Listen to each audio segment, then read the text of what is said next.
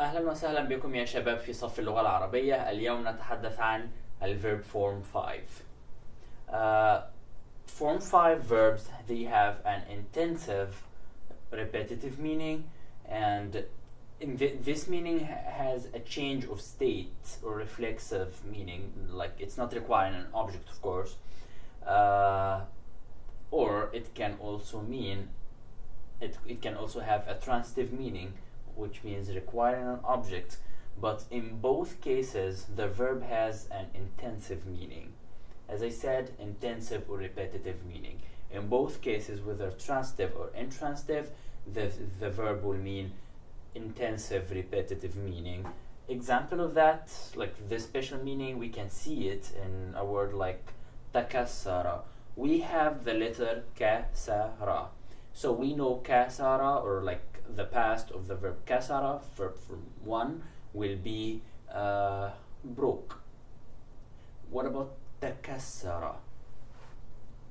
Takassara al-qalam. The meaning will be the pen broke into pieces, or we can say shattered as in English. The difference can be seen here against kusira al-qalam.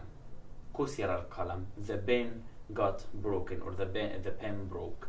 So takassara al-qalam, the pen was broken or got broken into or broke into pieces, and this is what I mean by intensive and repetitive meaning. And instead of break, it's broken into pieces or shattered, and this is the special meaning of the verb. It's more stronger than verb form 1. More examples of this is تكلم. The teacher speaks Arabic. يتكلم الأستاذ العربية. In this example, we see a transitive use of the verb. الأستاذ يتكلم الأستاذ. The teacher speaks, and we added Arabic, so this is a transitive meaning. And تفتحت الزهور. The flowers blossomed or bloomed. In this example, we see a reflexive use. تفتح.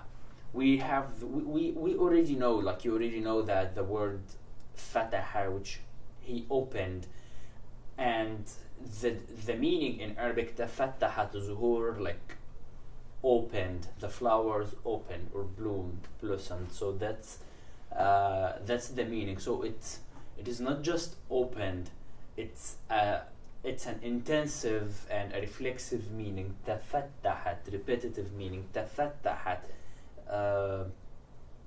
like the difference between open and bloomed, if you think about it, like if this makes any sense to you. This is how we use like this specific word tafattaha, but it's verb from 5, and it's tafattaha. It has an intensive reflexive meaning. Let's see more examples of this and how we use the verb in the pattern. A word like ta'allama, alima. We took alima before, and we know alima or alama. It's about information. The root means something about information, knowledge. What about ta'allama? He learned, he taught himself. It's a reflexive meaning. So ta'allama, when we translate it, basically he learned, but the meaning is much more than learned. The meaning is taught oneself to learn, or like taught oneself a new knowledge or skill. It's a reflexive meaning. The masdar, the verbal noun, will be ta'allama, or sorry, ta'allum.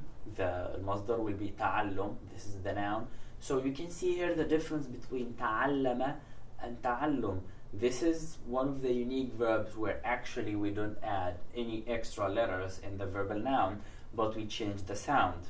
We change the short vowel between ta'allum. Ta'allum will be learning, the verbal noun, and ta'allama, the past, he learned.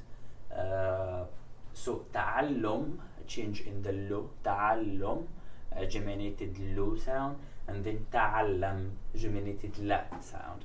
And those are the two changes between the past and the verbal noun. While the present tense, mudara, is yata'allam. So ta'allam, the past, we add ya to it. يتعلم. Another thing. تعرف. تعرف. So عرف, like the letter عرف, it has something to do with know something, knowledge maybe. عرف.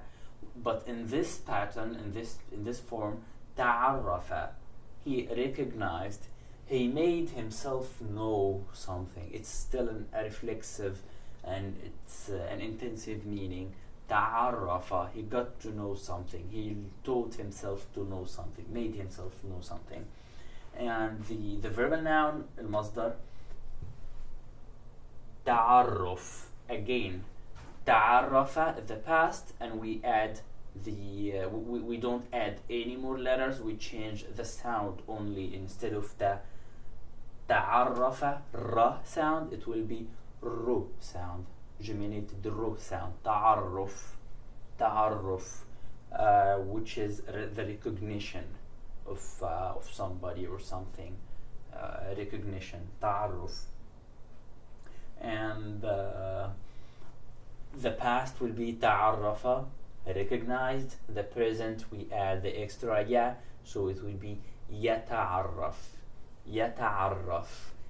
If you have any difficulties pronouncing the R, the geminated R, try more. It doesn't have to be perfect, because after all you want to be understood, and it will be understood if you add, like if you make a longer R, يتعرف, like if you try to make it geminated, and we will know. But make sure the differences between the short vowels are clear, because they change the meaning. We can see here between تعرف and تعرف. تعرف is a past tense, he recognized. تعرف is the verbal noun, recognition. And that's basically it. Thank you so much for watching the presentation about verb form 5. If you have any questions, please let me know. Thank you and bye-bye.